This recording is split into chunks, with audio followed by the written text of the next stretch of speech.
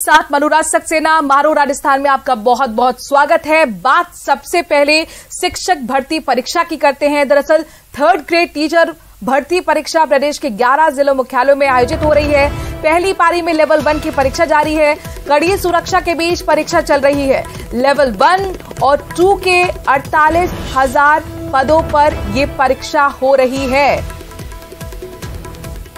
3rd grade teacher भर्ती परीक्षा का आयोजन शुरू हो चुका है। 11 जिलों में इस परीक्षा का आयोजन हो रहा है। पहली पारी 9:30 बजे से शुरू हो चुकी है, जो कि 12 बजे तक चलेगी। पहली पारी में लेवल 1 की परीक्षा जारी है।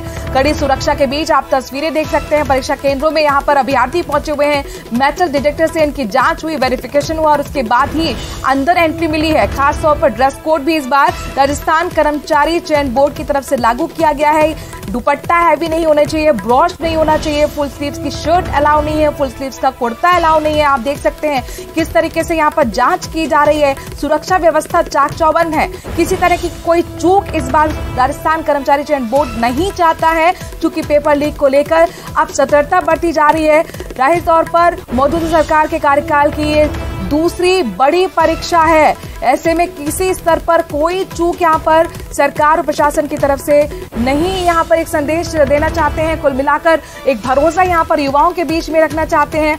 लिहाजा कड़ी सुरक्षा के बीच परीक्षा जारी है। लेवल 1 और 2 के 48,000 पदों पर यह परीक्षा हो रही है। खास बात यह है कि बम्पर जो भर्तियां निकली हैं, इस पर न सिर्फ करियर बनाने का मौका ये राजस्थान के अभ्यर्थियों के लिए, बल्कि अभ्यर्थी यहाँ सर मध्य प्रदेश, बिहार, गुजरात और दिल्ली से भी पहुंचे हुए हैं, ताकि उनका जो शिक्षक का बनने का सपना है वो पूरा हो सके। 5 तस्वीरें आप देख सकते हैं। 11 जिलों में ये परीक्षा का आयोजन हो रहा है। इसमें आप देखिए किस तरह से परीक्षा केंद्रों में तमाम सुरक्षा व्यवस्था चाक चौबंद है। मेटल डिटेक्टर से जांच हो रही है। आइडेंटिफिकेशन के बाद, वेरिफिकेशन के बाद ही एंट्री मिल रही है। फुल स्लीव्स के शर्ट अलाउ नहीं है, जेब वाली शर्ट अलाउ नहीं है, मफलर अलाउ नहीं है, कोट अलाउ नहीं है। खासतौर पर ड्रेस कोड इस बार राजस्थान कर्मचारी चयन बोर्ड की तरफ से लागू किया गया है। मौजूदा सरकार के कार्यकाल का आखिरी पड़ाव चल रहा है, चुनावी साल है। लिहाजा यहां पर एक सकारात्मक संदेश देने की कोशिश युवाओं के लिए।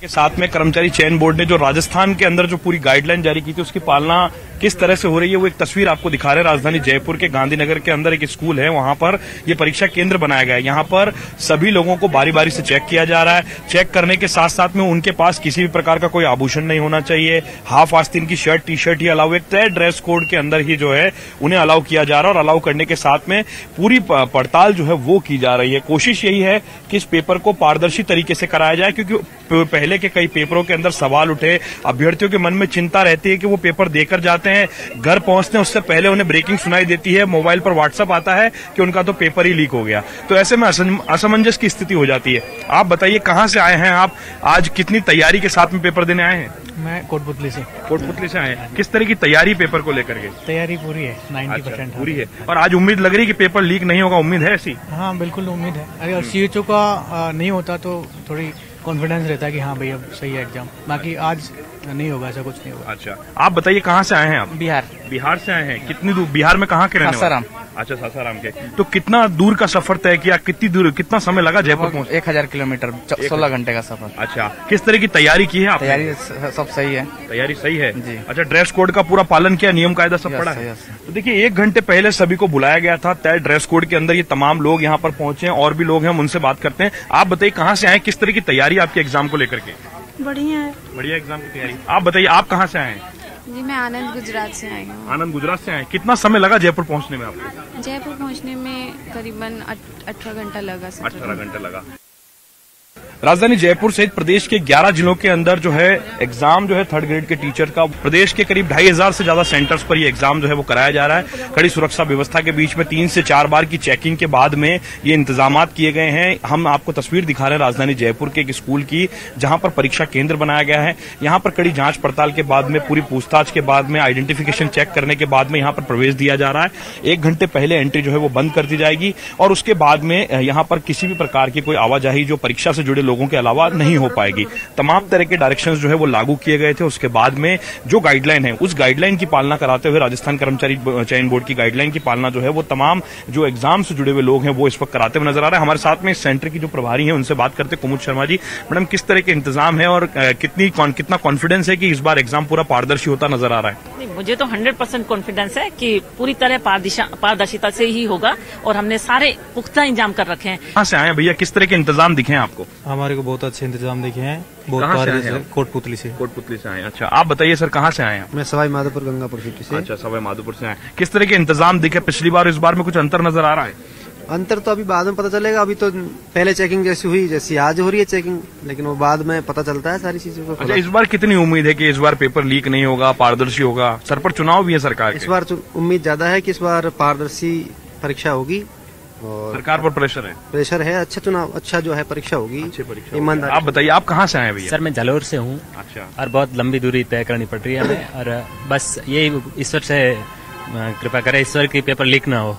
आप कहाँ से आए हैं मैम, किस तरह की तैयारी है आपकी पेपर को लेकर के? तो पेपर तैयारी बहुत अच्छी है और मैं यहीं से आई हूँ, गांधीनगर से। गांधीनगर से आए हैं आप? घर के पास सेंटर मिल गया आपको? जी बिल्कुल, बहुत अच्छा हुआ। तो ये जो सरकार ने कहा था चयन बोर्ड ने कि महिलाओं को प्राथमिकता दी जाए, घर के नजदीक सेंटर मिलेगा। देखिए, गांधीनगर के इलाके में हम खड़े हैं, गांधीनगर से स्कूल का सेंटर मिला है। आप कहाँ से आए हैं, क्या किस तरह की तैयारी? जयपुर जिले की हूँ और फागी से आई हूँ और अच्छी तैयारी है। अच्छी तैयारी है। इस बार कितनी उम्मीद है कि पेपर पूरा फेयर होने जा रहा है, कोई गड़बड़ नहीं होगी? इस बार पूरी उम्मीद है भाई, पेपर फेयर नहीं होगा। पेपर फेयर होगा। अच्छा, आप कहाँ से आए हैं, किस तरह की तैयारी है आपकी? सर, मैं दिल्ली से आई हूँ। तैयारी अच्छी करके आई हूँ और क्योंकि वहाँ पे वैकेंसी नहीं आ रही थी, बम्पर वैकेंसी, राजस्थान गवर्नमेंट ने हमें चांस दिया है अप्लाई करने का। तो राजस्थान के अंदर एक बम्पर वैकेंसी जो है वो आई है, दिल्ली से भी और अलग अलग राज्यों के अभ्यर्थी। आप कहाँ से आए, किस तरह की तैयारी है आपकी? हाथरस से आए, अच्छी तैयारी है। अच्छा। अब तक की, और यही कॉन्फिडेंस है कि अच्छा पेपर जाएगा, अब की बार जॉब कंफर्म हो जाएगी। अच्छा, ये कितनी उम्मीद है कि इस बार पेपर लीक नहीं होगा, इस बात का कितना कॉन्फिडेंस है इस बार आप लोगों को? जो व्यवस्था है उसको देख करके क्या कहेंगे? कम्प्लीटली लग तो यही रहा है कि व्यवस्थाओं के अकॉर्डिंग कि अच्छा ही जाना चाहिए और अब की बार जाना नहीं चाहिए इस तरीके से जो पहले लापरवाही हो चुकी है। कैमरा पर्सन अविनाश के साथ लवली वधवा, न्यूज 18 जयपुर।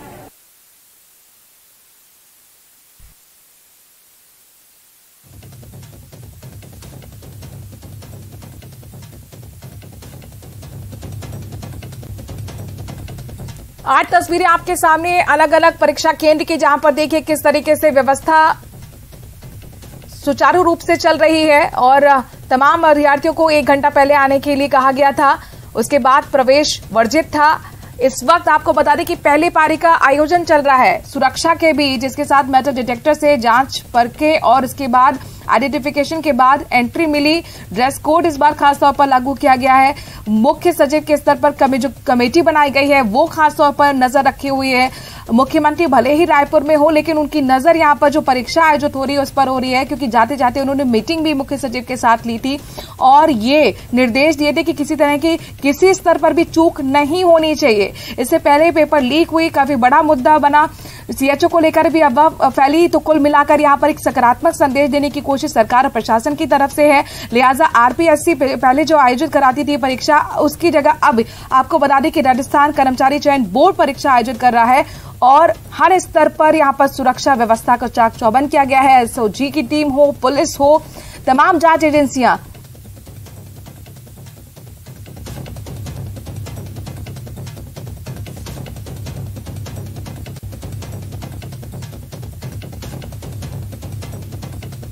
में भी तृतीय श्रेणी भर्ती परीक्षा जो है आयोजित की जा रही है। शहर के जेडीबी कॉलेज का नज़ारा हम आपको दिखाना चाहते हैं। यहाँ देख सकते हैं परीक्षा आयोजित की जा रही है और परीक्षार्थियों को जो है अंदर एंट्री जो है दी जा रही है और सुरक्षा के खास इंतजाम किए जा रहे हैं। किस तरह से जांच की जा रही है, चेकिंग की जा रही है, वो तस्वीरों में आप देख सकते हैं। आपसे जानना चाहते हैं किस तरह से जो है व्यवस्था बहुत अच्छी है, बट एक रिक्वेस्ट है प्लीज कि जो दुपट्टा हटवाया जाता है वो प्लीज उसको चालू कर दें, क्योंकि साड़ी रहती है, साड़ी इतनी लंबी रहती है, लेडीज पहन के आती है, इट्स ओके। तो दुपट्टा भी तो चेक करके आप अलाउ कर सकते हो ना, आप बाकी सारी चीजें अलाउ कर रहे हो। कितना अनकंफर्टेबल होता है एक लड़की के लिए अगर उसका दुपट्टा हटवा देते। ड्रेस कोड को लेकर परीक्षार्थियों की शिकायत रहती है। मैडम आपसे जानना चाहती है ड्रेस कोड वहाँ से कर्मचारी चयन आयोग द्वारा निर्धारित है? हाँ, कि दुपट्टा नहीं है कुछ भी नहीं है, साड़ी ओनली, उसमें भी पिन वगैरह कुछ नहीं अलाउड होनी चाहिए। विशेष तौर से जो महिला परीक्षार्थी हैं उनको ड्रेस कोड को लेकर कुछ शिकायत रहती है। यहाँ के जो पर्यवेक्षक हैं उनसे बातचीत करते हैं। सर, किस तरह की व्यवस्था की गई है आज के? कोई इलेक्ट्रॉनिक डिवाइस नहीं होना चाहिए, जो नॉर्म्स दिए हैं आयोग ने उसके अनुरूप ही हम इनकी चेकिंग करवा रहे हैं। यदि कोई बड़े बड़े बटन है, इस प्रकार की चीज़ है तो उसको हटा रहे हैं। बाकी विशेष रूप से किसी को ज़्यादा कोई स्ट्रेस नहीं दिया। अब कोई दुपट्टा है, किसी में कोई डाउट होता है, उसके साथ कोई इक्विपमेंट्स लगे रहते हैं, कोई बक्कल है तो वो हटाना ही पड़ेगा। यहाँ के जो जेडीपी कॉलेज के सेंटर है वहाँ जो है सुरक्षा कर्मी, जो पुलिसकर्मी लगे हैं, उनसे बातचीत करते हैं। सर, किस तरह की व्यवस्था की गई है खास? हर तरह के विद्यार्थी को चेक करके भेज रहे हैं, सबको महिला को अलग दे रहे हैं, जेंट्स को अलग, विद्यार्थी को सब अंदर प्रवेश करा दिया, एंट्री बंद कर दी है। एग्जाम चालू होने वाला 9:30 बजे। नकल रोकने के लिए कोई विशेष दल गठित किएगा? नकल तो प्रशासन करेगा, यहाँ तो हमारे पास तो जो हम चेकिंग किया तरह से अच्छी तरह चेकिंग के अंदर एंट्री दी है। कोटा से न्यूज़ 18 दास्तान के लिए ओम प्रकाश मारू की परीक्षा है और प्रथम पारी में करीब 18,000 से अधिक परीक्षार्थी जो है वो परीक्षा दे रहे हैं और सुरक्षा की दृष्टि से इंटरनेट पर भी पाबंदी लगाई गई है। सुबह 6 बजे ही इंटरनेट बंद कर दिया गया और आप देख सकते हैं कि परीक्षार्थियों को कड़ी सुरक्षा के बीच यहाँ पर चेक किया जा रहा है और उसके बाद प्रवेश दिया जा रहा है। करीब 3 बार जो है प्रवेश देने के बाद चेक किया जा रहा है। गेट पर पहले इनको चेक किया जा रहा है, उसके बाद फिर मेटल डिटेक्टर से चेक किया जा रहा है और अगर कोई नियमों के अनुसार आ रहा है तो उसे अंदर भेजा जा रहा है। बाकी के सभी के जो ज्यादातर कपड़े हैं वो भी यहाँ पर उतरवाए जा रहे हैं। आप देखिए, जो परीक्षार्थी निर्देशों का पालन नहीं कर रहे हैं और इस तरह के कपड़े पहन के आ रहे हैं, उन सभी के कपड़े यहाँ पर जो है हटवा दिए गए और उसके बाद उनको जो है प्रवेश दिया गया है। मेटल डिटेक्टर से यहाँ पर जो है चेक किया जा रहा है और कड़ी सुरक्षा के बाद ही यहाँ अंदर प्रवेश जो है वो दिया जा रहा है। किसी को भी बिना जो है चेक किए अंदर तक नहीं भेजा जा रहा है और कड़ी, क्योंकि जिस तरह से पहले पेपर लीक के जो मामले सामने आते थे उसको लेकर के कड़ी सुरक्षा यहाँ पर जो है वो बरती जा रही है। 3 से 4 बार जो है चेक किया जा रहा है और उसके बाद जो है प्रवेश दिया जा रहा है। करीब 65 परीक्षा केंद्रों पर ये परीक्षा आयोजित हो रही है, जिसके लिए अलग अलग जो चेकिंग टीम है वो बनाई गई है। एडिशनल एसपी है ब्रजेश ज्योति उपाध्याय, उनके नेतृत्व में पुलिस टीम जो है वो लगातार सतर्कता बरतेगी और आप देख सकते हैं भीड़ जो है गेट के बाहर लगी हुई है। यानी कि 8:30 बजे गेट बंद कर दिया जाएगा, उसके बाद जो है किसी को भी प्रवेश नहीं दिया जाएगा। तो ऐसे में बाहर जो लगातार लोगों की कतार जो है वो लगी हुई है। प्रत्येक परीक्षा सेंटर पर 2 से 3 पुलिसकर्मी जो है तैनात किए गए हैं। महिला पुलिसकर्मी भी यहाँ मौजूद है और किसी भी तरह की चूक ना हो उसको लेकर के जिला प्रशासन द्वारा विशेष बंदोबस्त जो है किए गए हैं। इस परीक्षा को पूरी सतर्कता के साथ कराया जा रहा है, किसी भी तरह की कोई भी चूक ना हो इसको लेकर के लगातार मॉनिटरिंग जो है वो की जा रही है। एडीएम प्रशासन पूरी मॉनिटरिंग कर रहे हैं और उनके निर्देशानुसार जो सतर्कता दल है वो प्रत्येक परीक्षा सेंटर पर पहुंच करके अंदर जो है जांच करेंगे और लगातार आप देखिए इधर भी प्रवेश दिया जा रहा है, इधर भी कड़ी चेकिंग के बाद ही प्रवेश दिया जा रहा है। यानी कि पहली जो बिंग है उसमें भी जो कड़ी इधर की बिंग है उसमें यहाँ पर देखिए ये जो वो बनाया गया है इसमें अंदर लेडीज जो है उनको चेक किया जा रहा है, उसके बाद प्रवेश दिया जा रहा है। सभी लोग यहाँ पर आ रहे हैं, दूर दूर से लोग यहाँ पर आ रहे हैं। करौली, सवाई माधोपुर, धौलपुर के लोग यहाँ परीक्षा देने के लिए पहुंच रहे हैं। तो उनको समय की पाबंदी के साथ साथ जो भी निर्देश दिए गए थे उनको फॉलो करके जो है अंदर प्रवेश दिया जा रहा है और भीड़ काफी लगी हुई है क्योंकि 18,000 से अधिक परीक्षार्थी इस वक्त भरतपुर में परीक्षा देंगे। 65 परीक्षा केंद्रों पर यह परीक्षा आयोजित हो रही है, उसको लेकर के यहाँ पे लगातार जो परीक्षा सेंटर के जो पर्यवेक्षक हैं वो लगातार निगरानी बनाए हुए हैं और किसी भी तरह की चूक ना हो इसको लेकर के जिला प्रशासन लगातार निगरानी बरत रहा है और विशेष बंदोबस्त इस रीट की परीक्षा के दौरान किए गए हैं।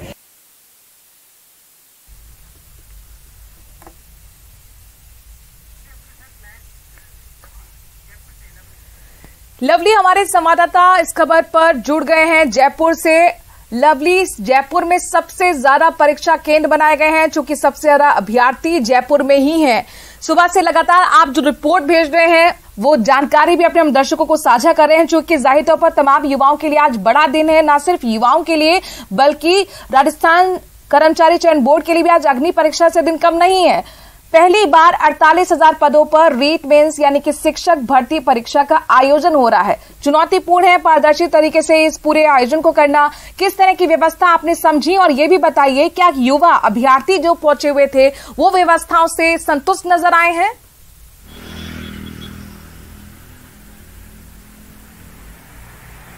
आज देखिए, बिल्कुल आज की व्यवस्थाओं के लिए कहना पड़ेगा, तारीफ करनी चाहिए आज के इस कामकाज की। राजस्थान कर्मचारी चयन बोर्ड की तमाम युवा बेरोजगारों से बात की, उन्होंने विश्वास जाहिर किया है कि जो अभ्यर्थी परीक्षा केंद्र तक पहुंचे, उनका कहना है कि आज लग रहा है कि सरकार पूरी तरह से एक्शन मोड में है। राजस्थान कर्मचारी चयन बोर्ड को जिम्मेदारी जो आरपीएससी से छीन करके दी गई है, वाकई उसके असर जो है वो फील्ड में नजर आ रहा है। खुद जो कर्मचारी चयन बोर्ड के चेयरमैन है डॉक्टर हरिप्रसाद शर्मा, वो फील्ड में नजर आए। उन्होंने कई केंद्रों को चेक किया, अभ्यर्थियों से बात किया, आम आदमी बन करके पूछा उनसे कि आखिरकार किसी तरह कोई समस्या हो, कोई बात हो तो बताइए। इसके अलावा एसओजी कंट्रोल रूम से लेकर के जो तमाम पुलिस के कंट्रोल रूम से वो लगातार संपर्क में है। अभी हमारी 11 ही जिलों के कंट्रोल रूम्स में बात हुई है। किसी भी जिले से अभी फिलहाल कोई अप्रिय घटना की सूचना नहीं है। कुछ एक जिलों के अंदर कुछ संदिग्ध अभ्यर्थियों को पुलिस ने हिरासत में लिया हुआ है, उनसे पूछताछ पड़ताल की जा रही है। उनका खुलासा जो है कुछ देर बाद किया जाएगा। जो संदिग्ध लोग थे उन्हें परीक्षा में नहीं बैठने दिया गया है। ऐसी संख्या फिलहाल औपचारिक रूप से सामने नहीं आई है, लेकिन पुलिस लगातार मामले की जांच पड़ताल कर रही है। एसओजी और इंटेलिजेंस की टीमें जांच कर रही है।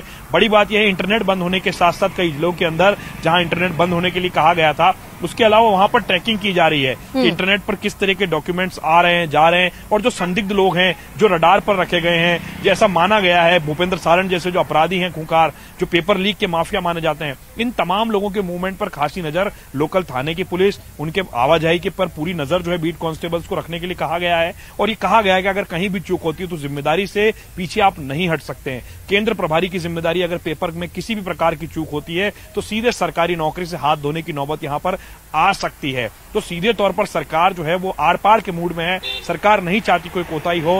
राजस्थान के अंदर करीब 2700 के आसपास केंद्र जो है वो बनाए गए हैं। 8 लाख से ज्यादा अभ्यर्थी जो है परीक्षा के देने के लिए पहुंचते हुए नजर आएंगे। 9 पारियों के अंदर ये पेपर होगा, 5 दिनों तक लगातार चलना है, और 5 ही दिन सरकार जो है वो किसी सूरत में इस पेपर को लेकर के कोई लापरवाही बर्दाश्त नहीं करना चाहती। जानकारी ये मिली है कि मुख्यमंत्री ने चीफ सेक्रेटरी से बात करके परीक्षा की तैयारी, जो परीक्षा शुरू हुई है उसको लेकर के भी जानकारी ली है, और ये साफ तौर पर कहा है फोन पर बात करके कि चीफ सेक्रेटरी को कि किसी भी तरह की चूक होती है तो बख्शा नहीं जाएगा किसी अधिकारी को। यानी सरकार का मैसेज साफ है, सरकार का जो डंडा है वो बिल्कुल सख्ती की ओर बढ़ रहा है, और सरकार ने साफ कर दिया है कि जो युवा अभ्यर्थी हैं, जो युवा बेरोजगार हैं, उनके भविष्य के साथ में किसी तरह का कोई खिलवाड़ बर्दाश्त नहीं किया जाएगा। पहली पारी के पेपर के बारे में हम जिक्र कर देते हैं। आंसर की इसकी 2 से 3 दिन में आ सकती है, लेकिन पहली पारी के पेपर के बारे में जो जानकारी निकल करके छन करके सामने आ रही सोर्सेस के हवाले से, वो ये कहा जा रहा है कि पेपर बड़ा जो है वो कोर्स का पेपर आया है, कठिन पेपर नहीं है, आसान पेपर बताया जा रहा है। अभ्यर्थी जब बाहर आएंगे तो औपचारिक रूप से उनसे बातचीत करके सामने हो पाएगी। बहुत एक्सक्लूसिव आपने जानकारी दे दी हमारे दर्शकों के लिए। फिलहाल के लिए बहुत बहुत शुक्रिया लवली। नजर बनाए रखिएगा, आगे आपसे अपडेट्स लेते रहेंगे, क्योंकि दूसरी पारी जो है वो दोपहर 3 बजे से शुरू होगी।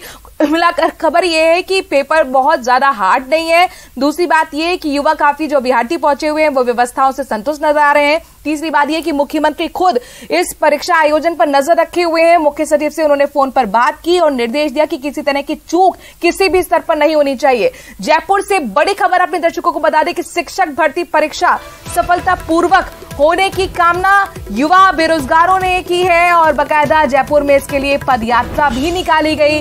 बेरोजगार एकीकृत महासंघ ने यह पदयात्रा निकाली है। मोती डूंगरी गणेश मंदिर तक ये पदयात्रा निकाली गई है। आपके सामने तस्वीर, तमाम जो बेरोजगार है वो पदयात्रा निकालकर मनोकामना कर रहे हैं कि ये जो परीक्षा हो रही है शिक्षक भर्ती की, वो सफलतापूर्वक हो।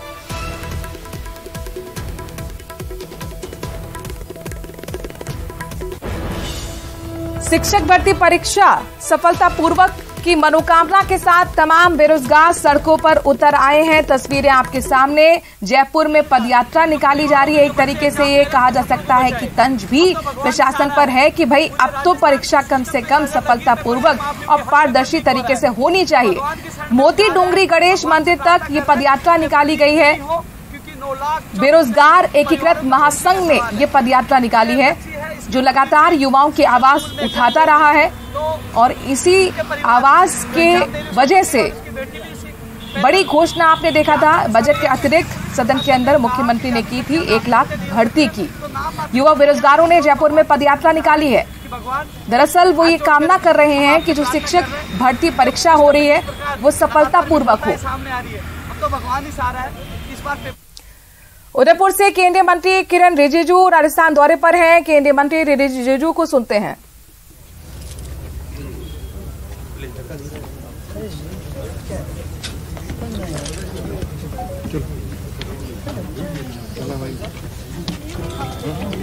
तो राजस्थान दौरे पर केंद्रीय कानून मंत्री किरेन रिजिजू आप तस्वीरों में देख सकते हैं।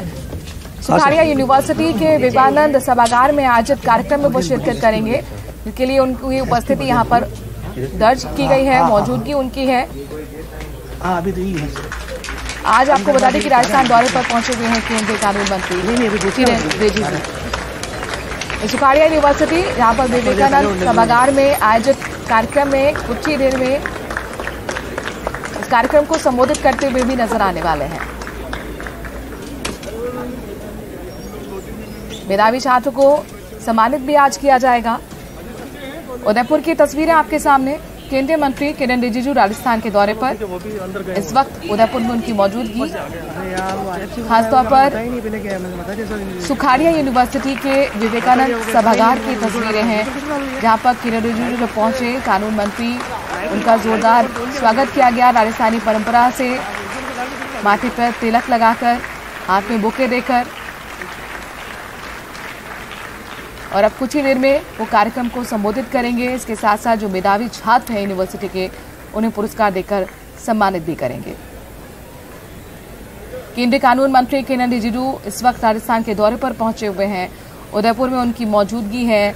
दरअसल अपने दर्शकों को बता दें कि सुखाड़िया यूनिवर्सिटी में कार्यक्रम है, विवेकानंद सभागार में जो कार्यक्रम का आयोजन हो रहा है उसमें शिरकत कर रहे हैं केंद्रीय मंत्री किरेन रिजिजू। और जैसे ही वो यूनिवर्सिटी पहुंचे, आप देख सकते हैं मुख्य गेट पर किस तरह से पारंपरिक लिबास में जो छात्राएं हैं उन्होंने जोरदार स्वागत किया है।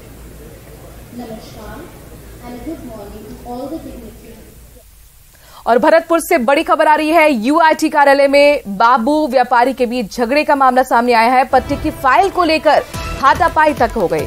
आधे घंटे तक दोनों के बीच लात घूंसे चले। दोनों ने मथुरा गेट थाने में मामला दर्ज कराया है। बाबू ने फाइल फाड़ने और मारपीट का आरोप लगाया है, तो व्यापारी ने रिश्वत के विरोध पर मारपीट की शिकायत दी है।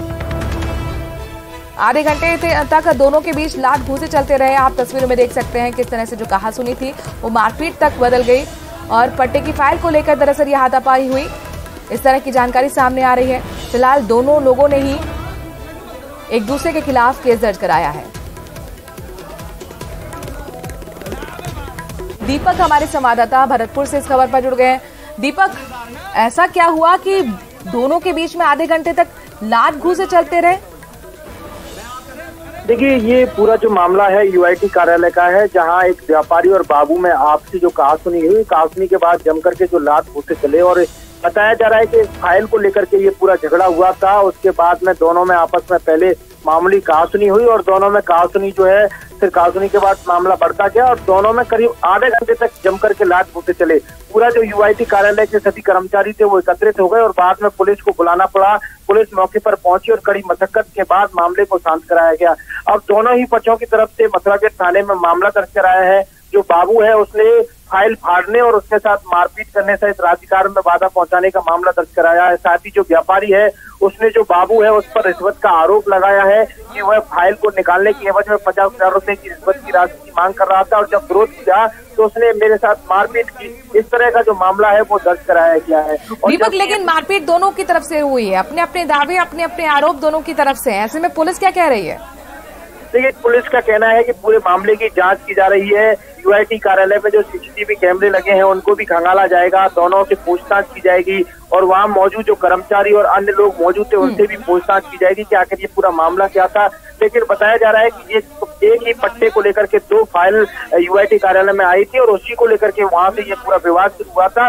उसके बाद दोनों में जमकर के मारपीट हुई, पूरा यूआईटी कार्यालय एकत्रित हो गया। उसके बाद मामले को शांत कराया गया। अब मथुरा गेट थाना पुलिस पूरे मामले की जांच कर रही है। अब देखना ये होगा कि पुलिस किस तरह से निष्पक्षता से जांच करती है, क्योंकि ये पूरा मामला जो है दोनों तरफ से मारपीट का है। बाबू द्वारा भी मारपीट पर आरोप लगा है, उधर व्यापारी पर भी मारपीट का आरोप लगा है। तो अब पुलिस इसमें पूरी निष्पक्षता से जांच करेगी, उसके बाद पता चलेगा कि आखिर गलती किसकी रही थी। चलिए, बहुत बहुत शुक्रिया दीपक तमाम जानकारी हम तक पहुंचाने के लिए। आधे घंटे तक यहाँ पर दोनों के बीच मारपीट होती रही। बाबू और व्यापारी एक दूसरे पर आरोप लगा रहे हैं मारपीट का। बाबू का कहना है कि व्यापारी ने फाइल फाड़ दी, सरकारी काम में बाधा उत्पन्न की, तो वहीं व्यापारी का कहना है कि रिश्वत की मांग की गई थी, जिसकी वजह से मारपीट की शुरुआत हुई।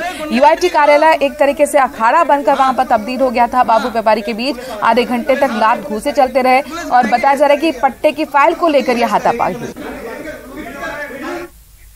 वहीं दौसा से बड़ी खबर आ रही है, जहां पर जीप सवार गैंगस्टर ने कार सवार पर हमला बोल दिया। गाड़ियों से टक्कर मारकर कार को क्षतिग्रस्त कर दिया। लाठियों से यहां तक कि कार के शीशे तोड़े, फायरिंग भी की। वर्चस्व की लड़ाई के चलते बदमाशों में ये मुठभेड़ हुई है। महवा के मोहनपुर के पास का ये घटनाक्रम। महवा सलेमपुर पुलिस फिलहाल इस पूरे मामले की छानबीन कर रही है।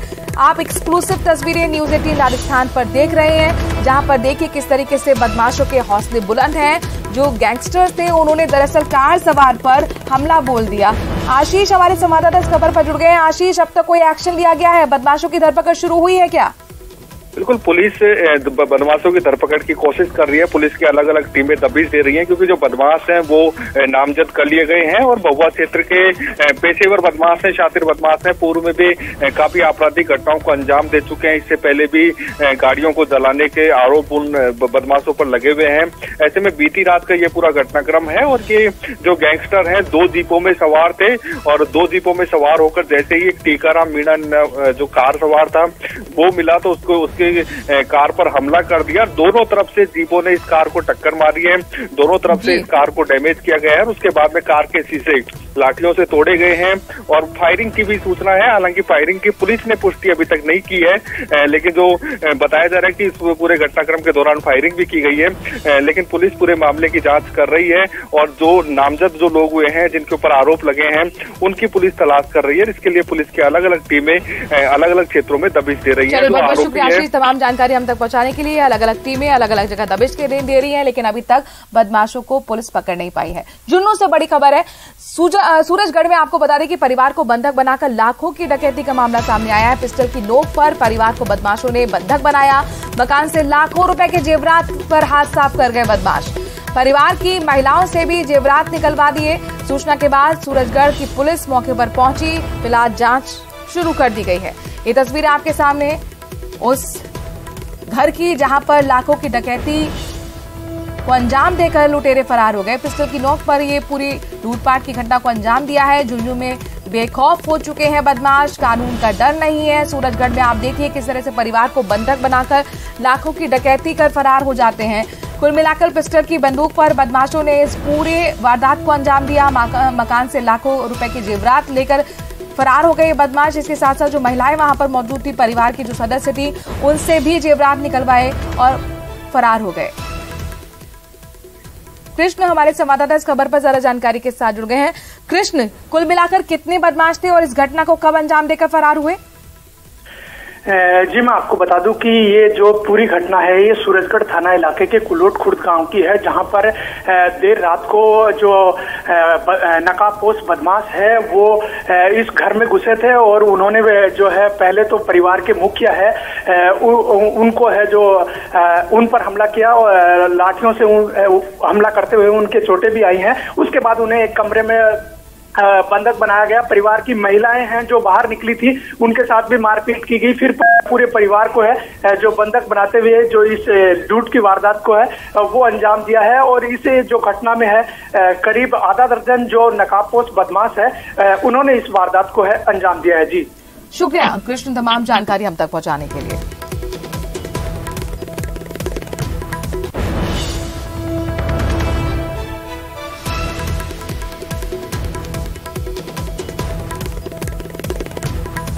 पेशाब करने बाहर लिकड़ती में डालियो देगड़ागड़ मेरे 8-10 लाठी मारी है और पची माँ बेटी भीतरे बाजी छुटाउन के लिए छुटाउना ये आई नहीं जान काम थी शायद उन माँ का तुम्हारे 2 थप्पड़ उन्होंने भीतर गिर के जो उनके हाथ में पाए हम गल में थी सारी टूम काट ली, सारी टूम पर काट ली। फिर अलवारी तोड़ी है, ऊम बड़ली बू की टूम थी वह भी काट ली। छोटंदी बू की टूम की थी सिंदूक में दूसरा कमरा में सिंदूक में जाके ताड़ो तोड़ के सारी टूम बोलेगा। मेरी मतलब घालेड़ी थी, गुट्ठी थी, छोरा को कड़ो है, सोना को चैन थी, सारी चीज लेगा मैं। और श्रीगंगानगर से बड़ी खबर है, जहां पर पुलिस का बड़ा एक्शन देखने को मिला है। लॉरेंस की फर्जी इंस्टाग्राम आईडी बनाने वाला पुलिस के हाथ चढ़ गया। फर्जी इंस्टाग्राम आईडी से चूरू के व्यापारी को धमकाया गया था। सोपू RJ 13 और मन्नत नाम से ये फर्जी आईडी बनाई थी। श्रीगंगानगर पुलिस ने जवाहर नगर निवासी ध्रुव सोनी को गिरफ्तार कर लिया है। ये ध्रुव सोनी है जिसने लॉरेंस की फर्जी इंस्टाग्राम आईडी बनाई और इस आईडी से चूरू के व्यापारी को धमकाया, रंगदारी की मांग की गई। सोपू RJ 13 और मन्नत नाम से 2 फर्जी आईडी बनाई थी। आखिरकार इस ध्रुव सोनी को पुलिस ने गिरफ्तार कर लिया है। जाहिर तौर पर ये पुलिस की बड़ी कामयाबी कही जा सकती है। और इसी के साथ एक छोटे से ब्रेक के लिए यहां पर रुक रहे हैं। जल्द हाजिर होते हैं कुछ और खबरों के साथ।